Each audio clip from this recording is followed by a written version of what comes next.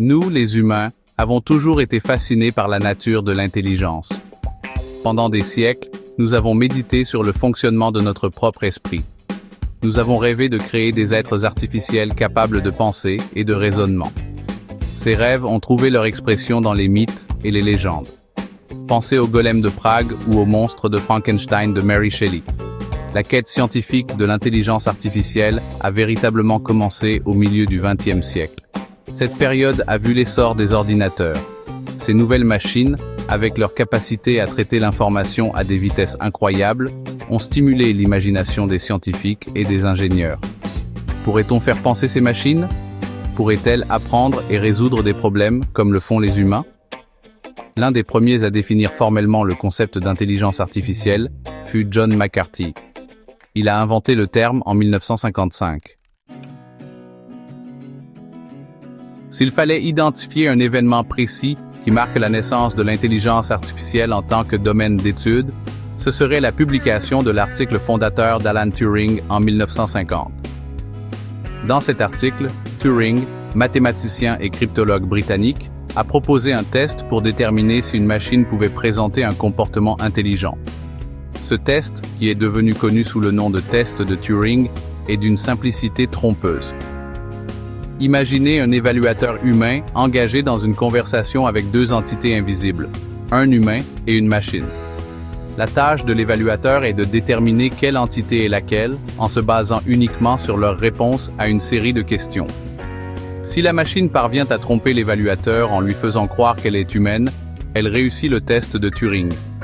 Les travaux de Turing ont jeté les bases du domaine de l'intelligence artificielle. Ils ont fourni un objectif clair: créer des machines capables de réussir le test de Turing.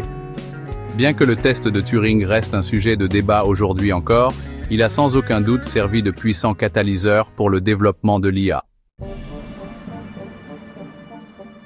Les décennies qui ont suivi les travaux révolutionnaires de Turing ont été une période de grand enthousiasme et de progrès rapides dans le domaine de l'intelligence artificielle. Cette période, souvent appelée l'âge d'or de l'IA, a vu le développement des premiers programmes d'IA capables de réaliser des prouesses d'intelligence impressionnantes. L'un de ces programmes, développé par Arthur Samuel dans les années 1950, était un programme de jeu de dames capable d'apprendre de ses propres erreurs et d'améliorer ses performances au fil du temps. Une autre réalisation notable de cette époque a été le développement d'Elisa, un chatbot créé par Joseph Weizenbaum dans les années 1960. Elisa a été conçue pour simuler un psychothérapeute rogérien, engageant des conversations avec les utilisateurs et leur renvoyant leurs pensées et leurs sentiments.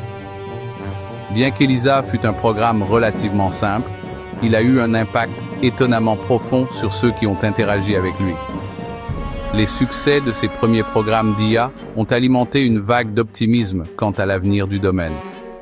Les chercheurs pensaient que l'intelligence artificielle au niveau humain était à portée de main. Les premiers succès de la recherche en IA ont conduit à une augmentation du financement et de l'enthousiasme. Cependant, cette période initiale de progrès rapide a été suivie d'une période de désillusion et de réduction des financements, connue sous le nom divers de l'IA. L'une des principales difficultés était la limitation de la puissance de calcul disponible. Les premiers systèmes d'IA étaient coûteux à développer et à exploiter en termes de calcul. Les ordinateurs de l'époque n'avaient tout simplement pas la puissance de traitement et la capacité de mémoire nécessaires pour gérer les calculs complexes requis pour des applications d'IA plus sophistiquées. Un autre obstacle était la difficulté de représenter les connaissances et le raisonnement de sens commun d'une manière que les ordinateurs pouvaient comprendre. Alors que les systèmes d'IA excellaient dans les tâches avec des règles claires et des objectifs bien définis, ils avaient du mal avec les tâches qui nécessitaient des connaissances du monde réel, telles que la compréhension du langage naturel ou la reconnaissance d'objets dans les images. L'hiver de l'IA a été une période d'introspection et de réévaluation pour le domaine. Les chercheurs ont commencé à remettre en question les hypothèses fondamentales qui sous-tendent la recherche en IA. Malgré les difficultés, l'hiver de l'IA n'a pas été une période de stagnation complète. Section 5. Un nouveau printemps. L'apprentissage automatique s'épanouit. À l'approche de la fin du XXe siècle, le domaine de l'intelligence artificielle a connu une renaissance.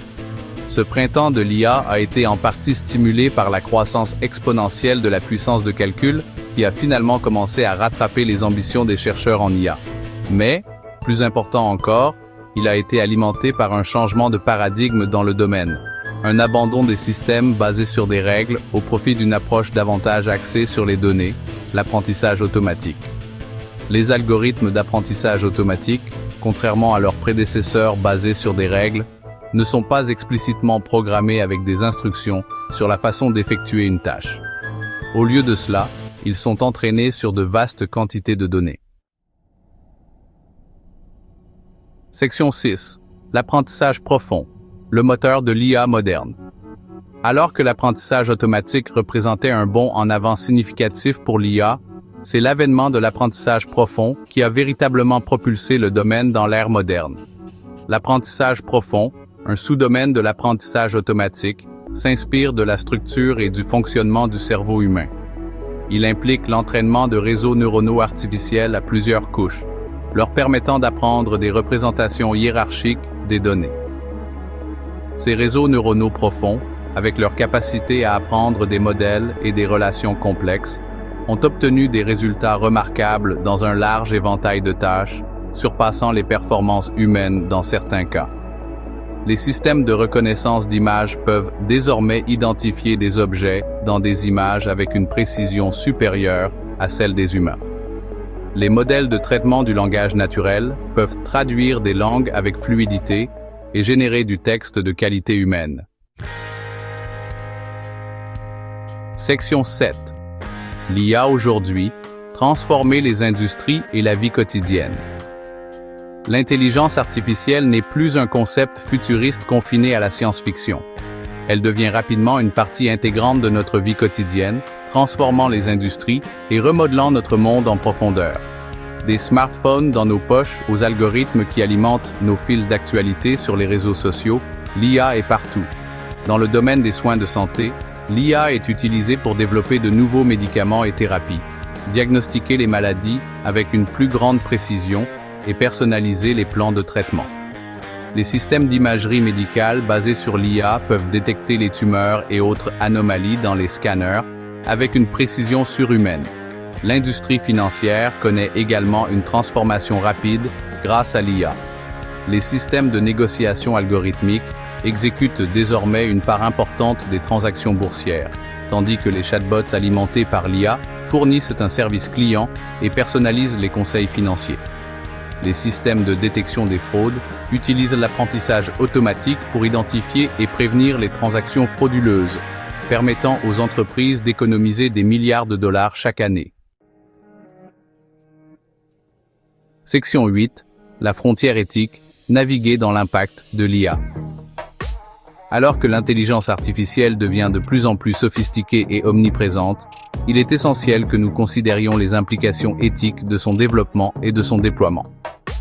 L'IA a le potentiel d'apporter un bien immense, mais elle présente également des risques importants si elle n'est pas développée et utilisée de manière responsable. L'une des préoccupations éthiques les plus pressantes concernant l'IA est le risque de biais. Les systèmes d'IA sont entraînés sur des données, et si ces données reflètent les biais existants dans la société, les systèmes d'IA qui en résultent perpétueront et amplifieront même ces biais. Cela peut avoir des conséquences néfastes, en particulier dans des domaines tels que la justice pénale, l'embauche et le prêt, où des systèmes d'IA biaisés pourraient conduire à des résultats injustes ou discriminatoires. Une autre préoccupation concerne l'impact de l'IA sur l'emploi et l'économie. À mesure que les systèmes d'IA deviennent de plus en plus performants, ils automatisent des tâches qui étaient autrefois effectuées par des humains, ce qui suscite des inquiétudes quant aux suppressions d'emplois et aux inégalités économiques. Section 9. L'avenir de l'intelligence, un partenariat entre les humains et les machines. Alors que nous sommes à l'aube d'une nouvelle ère de l'intelligence artificielle, il est naturel de s'interroger sur l'avenir de l'intelligence. Les machines finiront-elles par surpasser l'intelligence humaine? Deviendront-elles nos maîtres, comme le dépeignent certaines dystopies de science-fiction? Bien que prédire l'avenir soit intrinsèquement incertain, la plupart des experts pensent que l'IA est plus susceptible d'augmenter et d'améliorer l'intelligence humaine plutôt que de la remplacer entièrement. Les systèmes d'IA excellent dans les tâches qui nécessitent de la vitesse, de la précision et de vastes quantités de traitement de données, tandis que les humains possèdent des capacités uniques de créativité, d'empathie et de prise de décision complexes. L'avenir de l'intelligence sera probablement celui de la collaboration et du partenariat entre les humains et les machines.